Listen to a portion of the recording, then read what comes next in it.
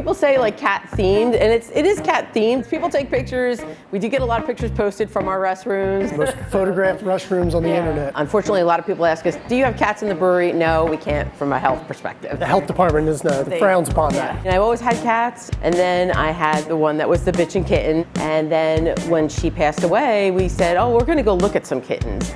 And look meant we're going to take this carrier with us. And then we ended up adopting two. And the one of the ones that we adopted is actually the logo. That's Nikita. We wanted to incorporate what would we do with the cat besides just naming it the Bitchin kitten. So we work with local nonprofit cat rescues, and we give part of our proceeds to them, or we have fundraisers with them as well. Once people come here, they come back. They're basically like our regulars. And we have a lot of people, they look at us as a destination spot. They see our TikToks and stuff on Facebook, Instagram, or social media, and they're like, wow, you know, how unique. A cat-themed brewery. We've had people specifically come into town just to see us.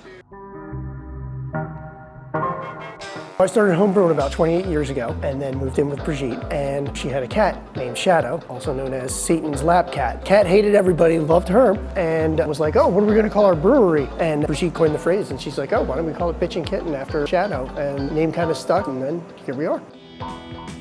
I get into homebrewing through my brother. He started doing it, had some success, and I was like, oh, let me give it a try. And I was pretty lucky. My beers were good right off the bat. This is our award-winning sour ale. One of the things I think makes it really unique and that people like about it is we use a specialty yeast on this. The yeast is actually called Philly Sour, original yeast that was on a tree in a cemetery in Philadelphia. And somebody had the idea and said, let's make a beer. And it's not too sour, but it's not too light either.